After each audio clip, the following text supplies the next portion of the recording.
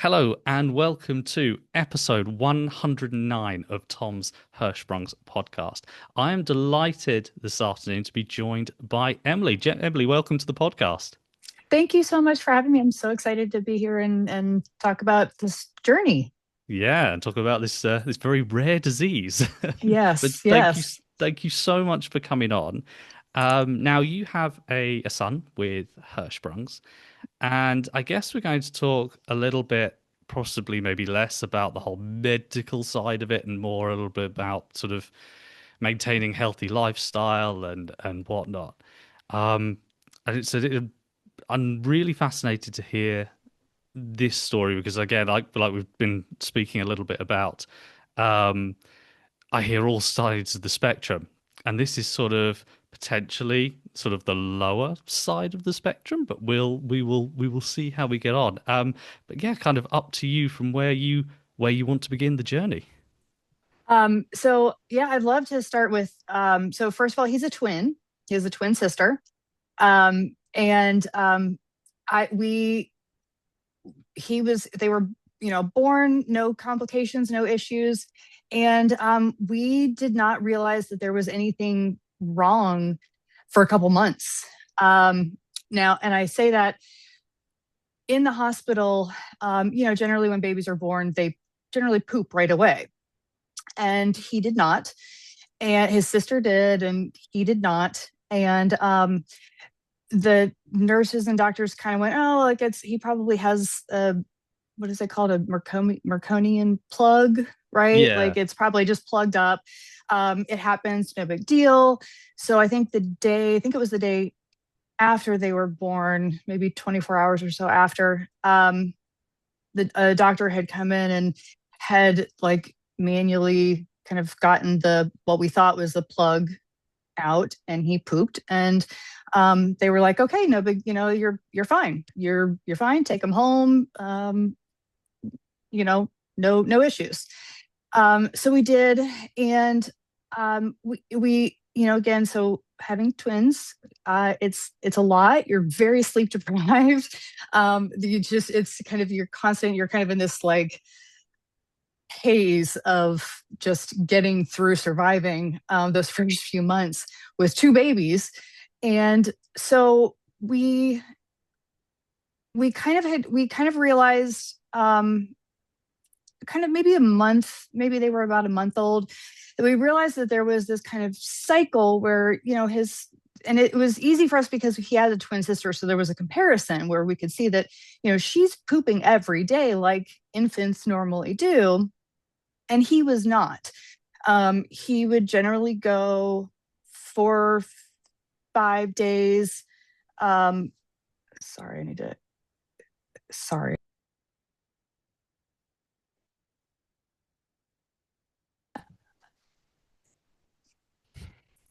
So we, kind of got into this cycle with him where we realized that he was going 3, 4, 5 days without pooping.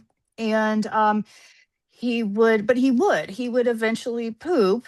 And then he would just be the happiest baby. He was just great, like smiley and happy. And but then we would get to day 3, 4, 5, and he would be absolutely miserable. His stomach would be distended, and he would just be fussy. And we tried all the things with, moving their legs to try and thinking it was gas, and trying to, get the gas out. And um, and then we started to think, well, maybe he's colicky. And we just, but then he would poop, and he would be totally fine. So we kind of let it go because we're like, well, it's we didn't know anything about Hirschsprung's, didn't know anything about, I mean, and once again with twins, we're so preoccupied with just surviving at that point that we didn't really have the mental capacity to do a whole bunch of looking into like what might be going on. And it was just kind of trying to survive the day to day. So we just kind of dealt with it and didn't think all that much of it. I remember having conversations about it, and my husband and I talking about it and going, it is kind of weird because again, his twin sister in comparison is pooping every day. And he's not. Okay, so maybe it's just his, maybe that's just his body, like maybe that's just normal for him. We don't know, you know. And we didn't really think much about it till I think it was his 3 month checkup. We had a 3 month checkup for both of them, and we had just kind of mentioned it to the pediatrician and said, like between the two, like there's this noticeable difference in when he's pooping and when she's pooping, and kind of their normal cycles for that. And the pediatrician kind of like immediately all of a sudden said, like, hang on, like that's not normal for a 3 month old to only be going every 4, 5, like days. Like that's not what it should be.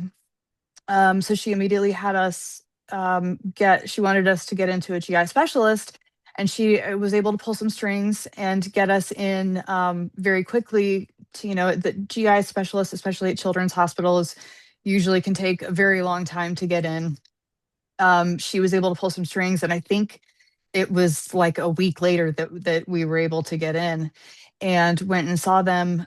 And I don't remember like the exact timeline, but saw them. And I think they might have mentioned Hirschsprung's kind of pretty early on. I don't remember for sure, but I know that they like, right away said, no, we need to do some more testing and figure out what's going on. Um, so, they scheduled us pretty quickly for a biopsy.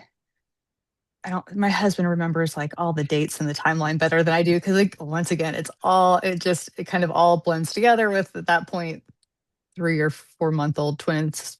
Um, but I know that they did the biopsy, and as soon as the biopsy came back, they said, no, he has Hirschsprung's, and explained to us what that is and why that explained his normal like bowel cycle, and why he was only pooping every, like why, because his body literally can't get it out.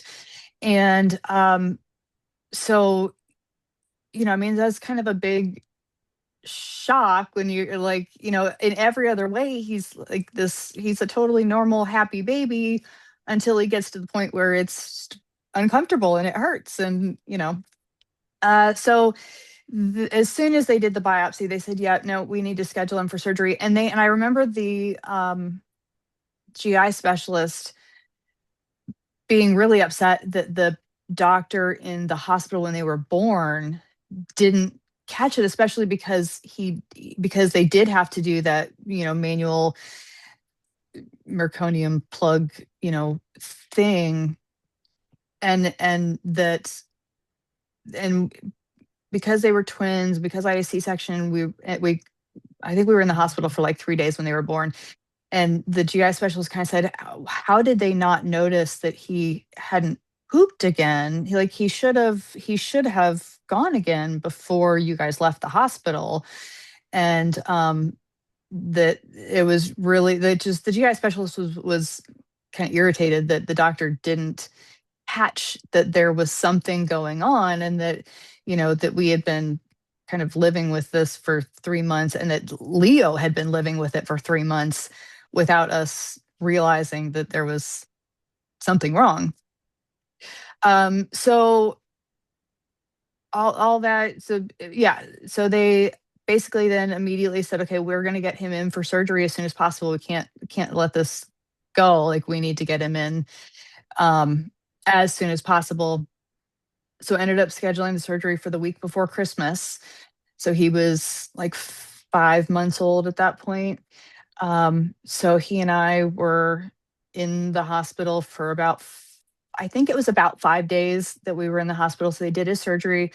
Went really, really well. They ended up resecting 7 inches of his bowel. And then they did the Botox shot to help with, just to help loosen everything up.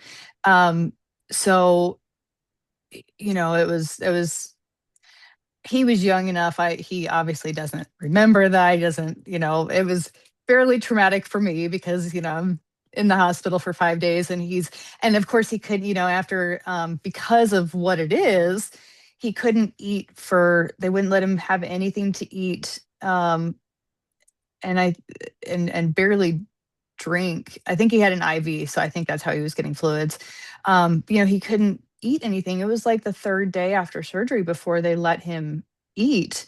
And the poor kid was just, he's 5 months old. Like he doesn't, he's old enough to be laying there with his head up, propped up on his arms with his head up and looking at me and crying and miserable. Like I just remember it just being absolutely heartbreaking for me because there was nothing I could do. I just wanted to feed him so badly and I couldn't. They wouldn't let me, obviously. And I just remember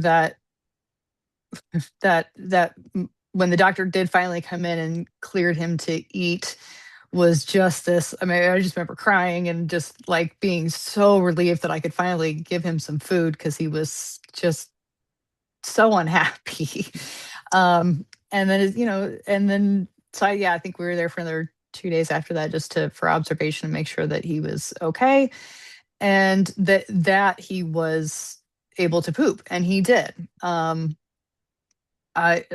He was, I think, at that point, because of the Botox shot, it, I think he was kind of pooping kind of all the time, and so they were very happy with that, and they were like, all right, like he's, after 5 days, you're good to take him home.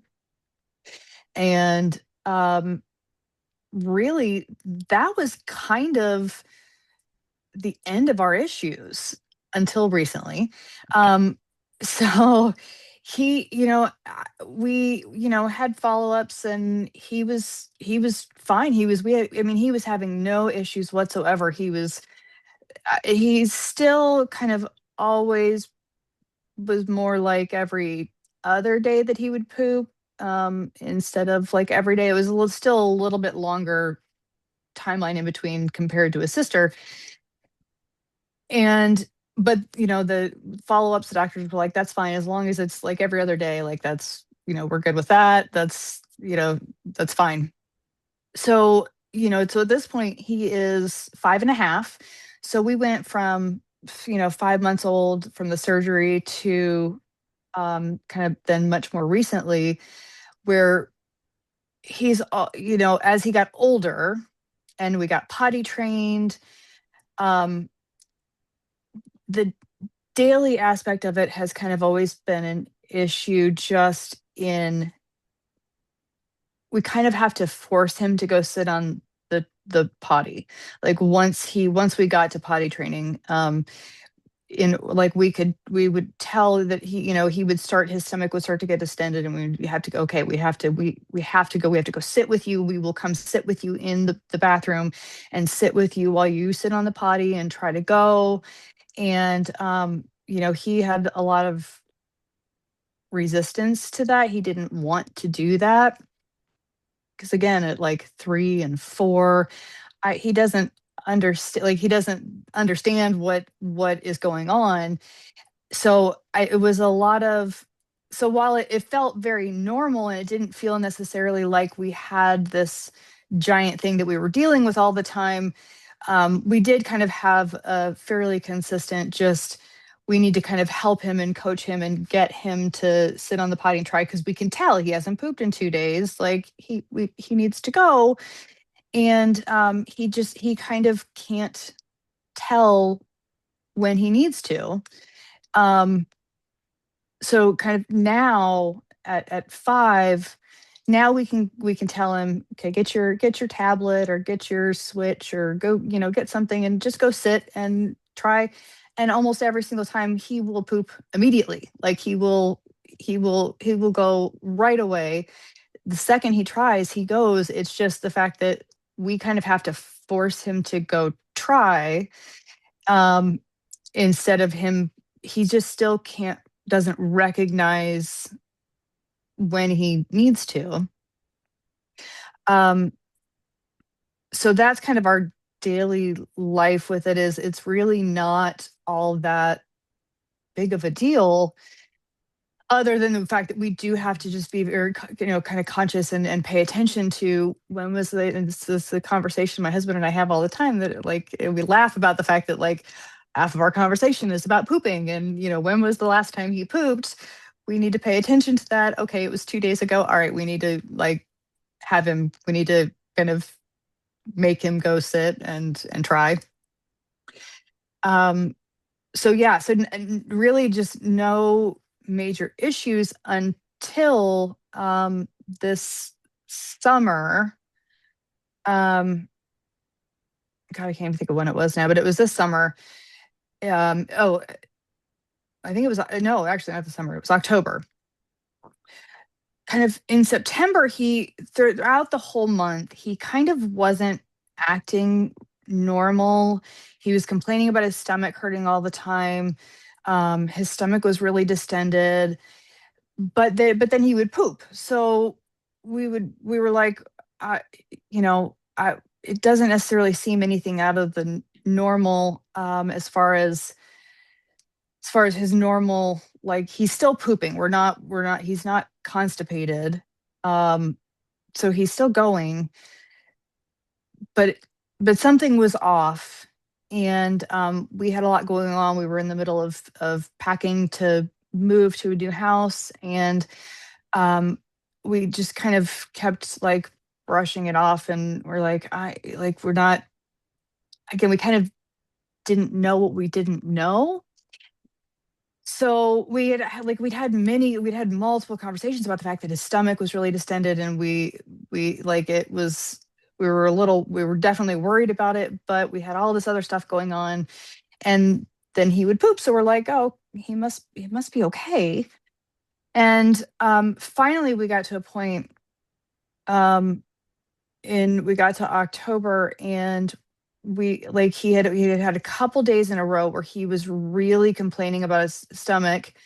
And oh, and I think, and it was even like worse than that, where he had started, what really like triggered us was that he had started to run a fever.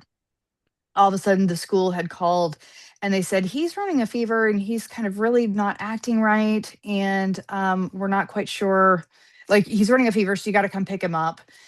And so we did, and he just was really, really lethargic, and not not just not acting like himself. Like we picked him up and he immediately fell asleep on the couch, and it didn't, like he just, we couldn't keep him awake. Anyway, it was like all this, he just was not acting like himself. There was clearly something going on. And we finally said, okay, it was like the second day of him kind of acting like this and running a fever, and we're like, all right, we're going to take him to Children's because something is clearly off and wrong. And so we did, told them about his Hirschsprungs, about his surgery when he was 5 months old. And they right away, like his stomach was really distended. It was really hard. And so my husband had taken him, and I stayed home with our daughter. And they did x-rays, and his entire intestines were ballooned up to the point where they were worried that he was, like, they were going to burst. Like they kind of, at that point they were saying, we think we might have to take him into surgery like tonight, right away, because it just, his entire intestinal tract was like just all ballooned up. I mean, like it was really, my husband called me and he said, this is like really bad. Like this is the nurses and the doctors are like really concerned about this. And like they're kind of talking about the fact that like he might go into like emergency surgery, and all this. And so they I ended up calling a friend. She came and stayed with my daughter so I could get to the hospital as well. So while I was on my way there, they started doing the saline flush, where they were, what do they call it? Where they, you know, put the, we call it The the magic water. washouts. Is it Yes, washout? yes. Yeah. Yeah. So we call it the magic water because that's that I way it like makes that. him feel better. That's a It's the way better name. it's They should right. call it that instead. It's the magic water. It helps. It helps him feel better. So it's magic water. So they had started doing irrigation. That's the word that Oh yeah. they use was the irrigations. They had started doing irrigations in the emergency room, and they were getting a lot of poop out, like a lot. I mean, it was just kind of they were getting a ton out. And they were like, all right, well, we're gonna keep doing this and see if if like that swelling of his intestines starts to go down and we can kind of figure out what's going on. So kind of long story short, they did that right away. They were like, we're going to admit him, and we're going to get one of the GI, pediatric GI doctors to come see him first thing in the morning. And so kind of throughout that night, they did the flush, the washout, and the um, trying to get, and it just was this constant. I mean, it was so much that they were getting out, and his belly started to look a lot smaller. It started to look a lot. It was getting softer, and um, but he still was running a fever. They were really worried about that. So I guess the next day they did a bunch of tests, and we didn't even realize that they had done all of these, but they had started doing tests trying to figure out what was causing the fever and why he was so, because and one of the things that they had said that night in the emergency room was they had said we think that he's got a blockage, that's why everything is so swollen and distended, is because we think he's got a blockage somewhere in there. But there was so much they couldn't even see on the x-ray. They couldn't even see, like they were like, we can't even tell because it's just so swollen. So they were like, we need to get as much of it out as we can to figure out where the blockage is so that we can get all the get that out. And so the next day they were doing x-rays pretty regularly to kind of see where he was, and like how, like what it looked like. And they got to the point where the swelling had come down enough, and they were like, there's no blockage there. There's nothing blocking him. So we're not quite sure why he has not been able to go and why this is like, as backed up as he is. And they finally started running a bunch of tests to figure out kind of what was causing all this. And they realized that he had salmonella. Um, we have no idea. I mean, they kind of said he could have gotten it from anywhere. And the problem with Hirschsprungs is because their intestinal tract moves so much slower than somebody without Hirschsprungs, that the salmonella basically just sat in his gut, and just the bacteria multiplied, and it grew a lot faster and a lot worse than it would somebody without Hirschsprungs. Because I mean, for the rest of us, we eat something, we get salmonella and probably don't even realize it. We just get a little bit of an upset stomach, and our bodies are able to flush it out, quickly enough that it never becomes like a big thing. Which I didn't realize. I didn't realize that we probably get it like all the time. Maybe not all the time, but we, as as adults and as somebody without Hirschsprungs, we probably get it way more than we realize. It just, our body's able to get rid of it so it doesn't ever become a thing. Whereas for him, because of this, just the slower speed that their bowels move at, intestines move, um it became this really big thing where it was like, got it was dangerous, and they couldn't get his fever down.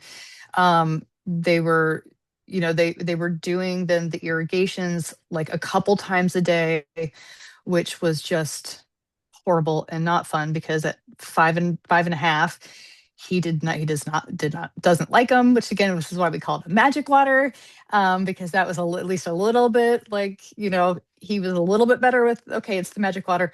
And I will say that the doctors and all of the nurses we had at Children's Phoenix were absolutely fantastic. Like they were so, so great. And they are, especially the GI doctor, she would come in and she would sit down and talk to him and explain what she was going to do.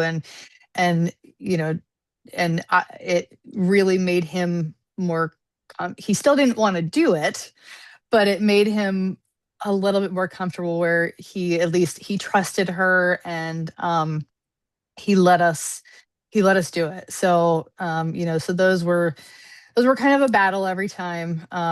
Doing that multiple times a day was just, and as a mom, it was heartbreaking, and I hated, because he would cry, and he didn't like it. And um because it's not so, because we haven't had any issues with it since he was a newborn. We haven't had to do those, where they had given us the whole kit, the irrigation kit and the tubes and like all of that, and had sent us home with all of that when he was little.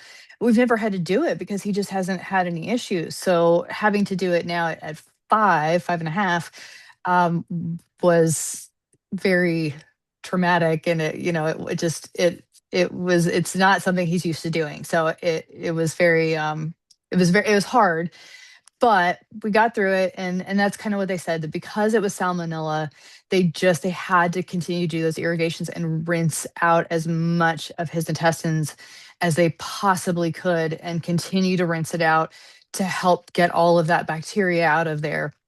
And so yeah, it ended up, it worked really well.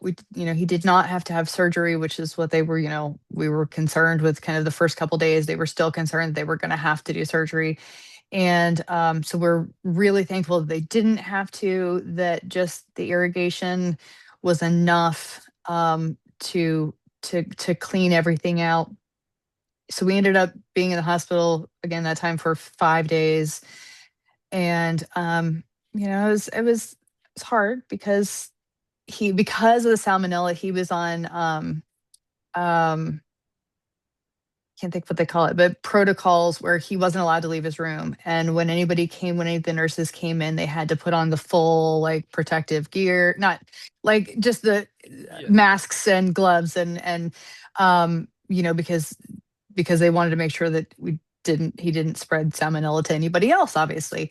Um, but it was hard because he couldn't leave his room. I mean, he was stuck in there, and by like the third or third third day, he was feeling better. He was feeling, his stomach was feeling better.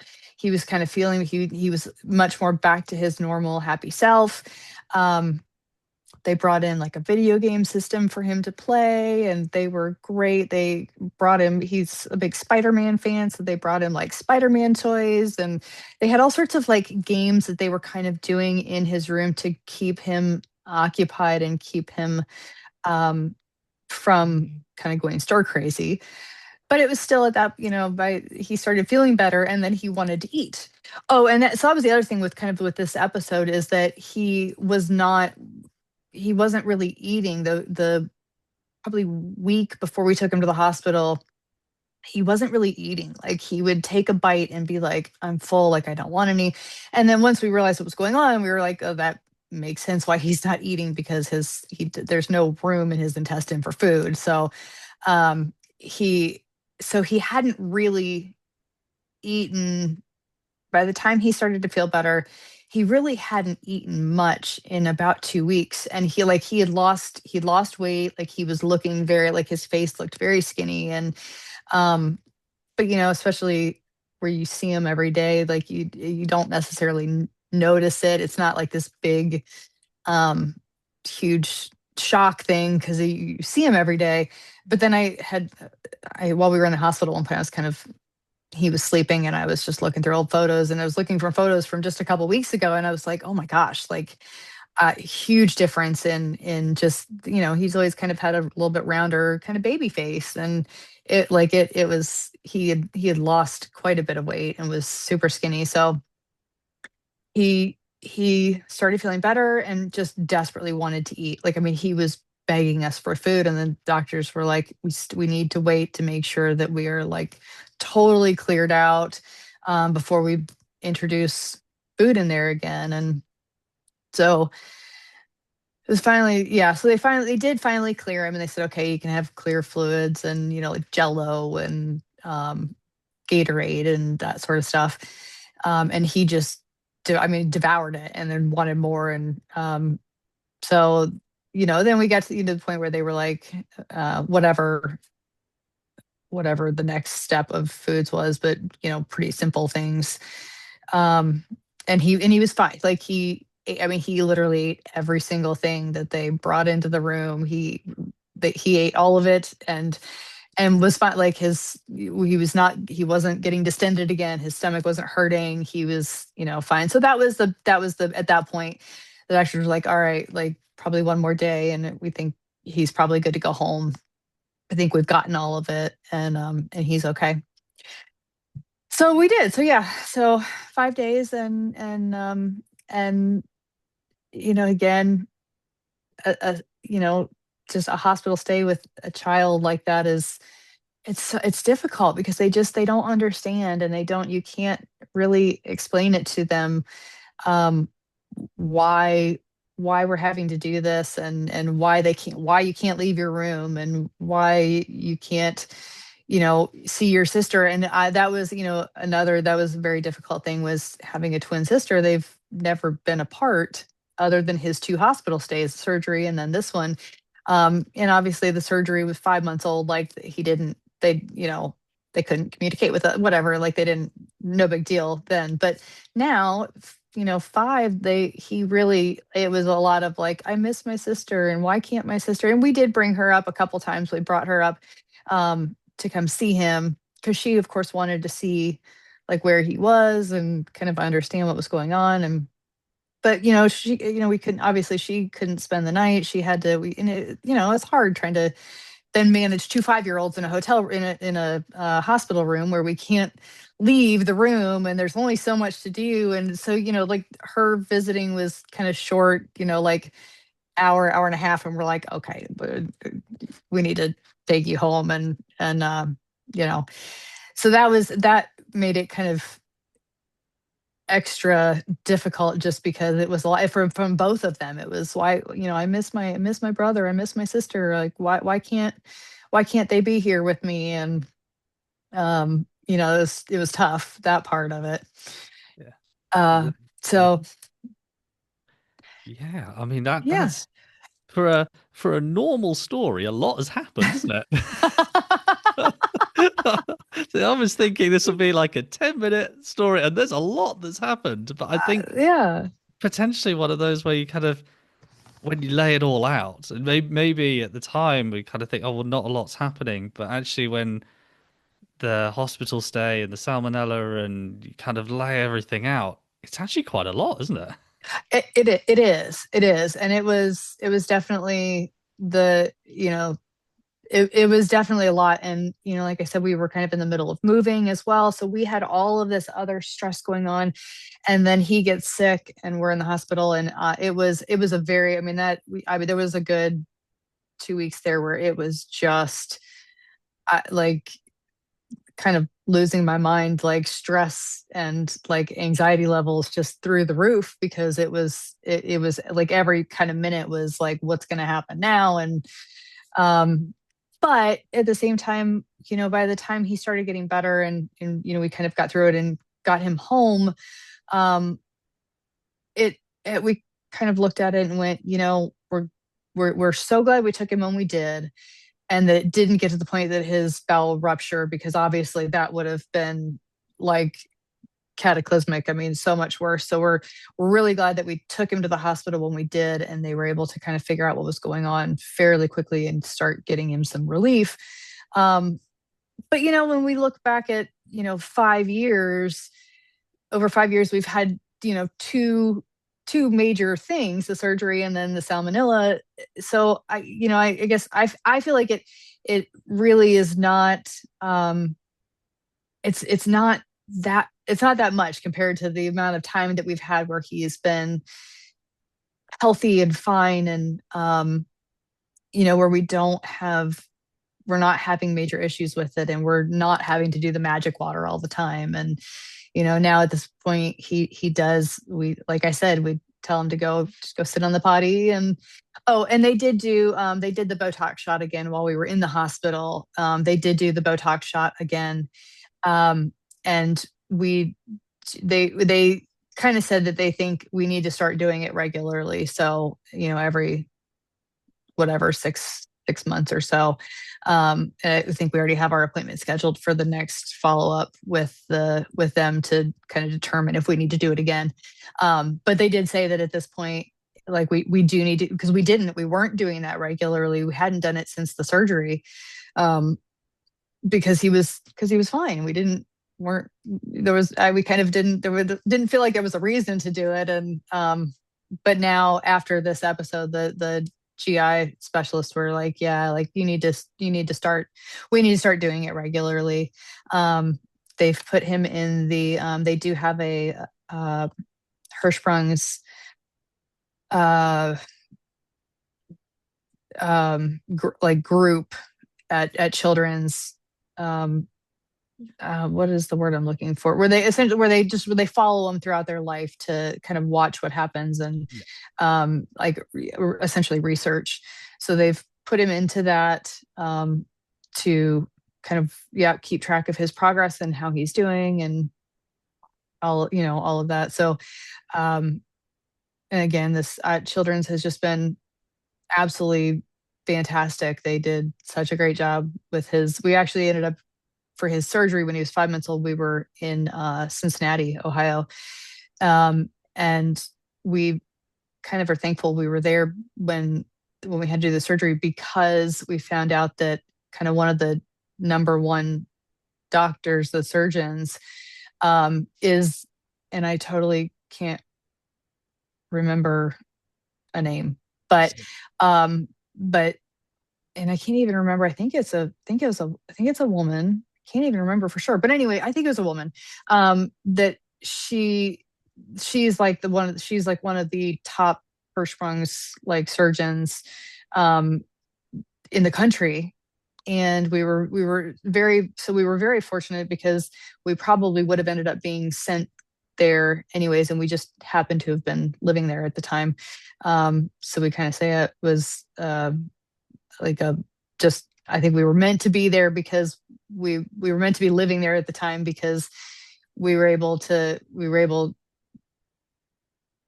because it is so rare, and you don't have a ton of doctors that do this regularly. And we ended up having access to a doctor who does this regularly and deals with Hirschsprung's all the time. So we were really fortunate that, that for the surgery, that was the case. But then now that we're in Phoenix, yeah, Children's Phoenix has just been amazing. And I think our journey forward, if we start doing the Botox shots regularly, and just kind of I think now, after this salmonella episode, I think we are kind of hyper aware of, even we were aware of his kind of normal pooping schedule, and kind of, like what he's eating and all that kind of stuff before. But I think now, after this, like we are just hyper aware of, you know, if because even just the other day, my husband was like, "Oh, I think his stomach looks a little distended," and then we, felt his stomach. We're like, "No, it's fine." But I think we're so, it was so traumatic, the whole, salmonella, that I think we're just paying very close attention to like every little thing with him. And is he pooping every day, or at least every other day, and making sure that he's eating things like yogurt, and getting some of the good probiotics and that sort of stuff, to make sure that we don't go through that again. I mean, now if he gets salmonella, there's not much you can No. do, like, it happens. But catching it earlier on, I think, is kind of, we're much more, aware of that. And kind of one of the things that they did tell us is that, kind of anytime, he's gets sick, is he running a fever, kind of any kind of illness, whether it's even just like a cold or anything, can slow down their intestinal tract even more than it already is, and then can cause additional problems. So even something as simple as a cold can kind of set off an episode of having an issue. So that was good. Like I didn't just we didn't realize that, and because again, it hasn't happened in the Well, past. why would So you? Why would you know yeah. that? It's like you said before, you don't know what you don't know. And I think sometimes, and I know, especially people around my age who maybe don't have Hirschsprung's issues or think about it too much, maybe, I don't know if complacent's the right word, but like you kind of think, oh well, everything's been fine for a number of years, and and then something happens and it sort of snaps everything back into sort of, oh wait, yes, he does have Hirschsprung's. Oh, there is a thing that we have to Yeah. pay attention to. Yeah, that no, that's exactly it is. We yes, it was kind of this false sense of security because he's been fine and we haven't had any issues, and then all of a sudden it's this issue and it's a big issue, and it's like becomes this big thing that we were not prepared for, or didn't expect it to become this as big of a thing as it was. So yeah, so now I think we're just we watch him very carefully, and kind of like I said before, he's gotten to the age where it's really easy to say, okay, it's time to go. You need to grab your tablet and go sit on the potty and try. And he doesn't fight us like he does, and then he poops immediately, and he's fine. Um, so that's so kind of like managing, helping support him, and managing, like, we just have to be very aware. Okay, he pooped 2 days ago, after dinner today, after dinner this evening, he's got to go sit and try it. Like, we've got to make him. um so it's just kind of us just paying attention to those things and making sure that we're we're doing those things to that will prevent us having another major episode, because nobody wants to go through that. It's not fun. No, but thank you so much for sharing this. I mean, I know we Yeah. said,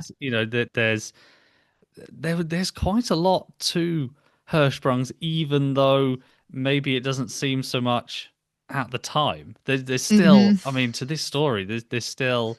I know you said you sort of had, one hospital stay, and obviously initially born with Hirschsprung's, diagnosed after 3 or 4 months, but still an awful lot has happened in his sort of five and a bit years of life, which is amazing. But no, thank you so much for sharing Leo's story. And Yeah. I know you said a little bit about what your sort of hopes are for the future, or for Leo's future. I don't know if you Yeah. wanted to sort of expand on that a little bit. I think I think my hope for him is that as he continues to get older, he kind of learns a little bit more. And I don't expect it to happen for a couple more years, but that he kind of learns a little bit more about understanding his body, and being kind of more aware. And he is aware that there is something kind of different with him, than his sister. And like we'll have conversations every once in a while, like where his sister will go, well, it's because Leo's stomach gets up, or Leo's, I can't even think of what she says, but she'll say something about Leo's stomach.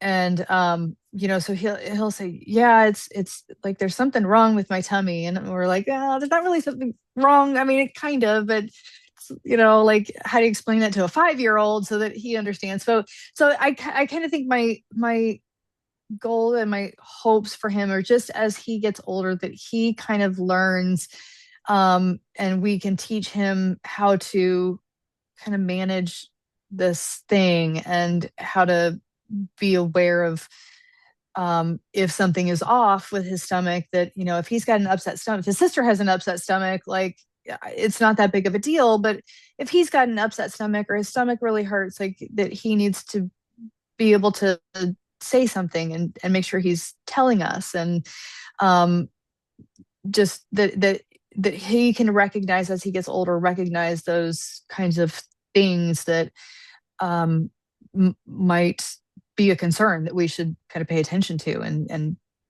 go, is this something, or is it just, he ate something that upset his stomach? Um, so that's my, I mean, I like I said, we've got a follow up. So he had the Botox shot in October. So I think we've got our follow up in the spring at some point, to kind of decide if we're going to do it again, like when we're going to do it again. Um, so that's a little, that's a little, I guess it gives me a little bit of anxiety just, thinking about this, like having to do these Botox shots regularly and kind of keep up with that.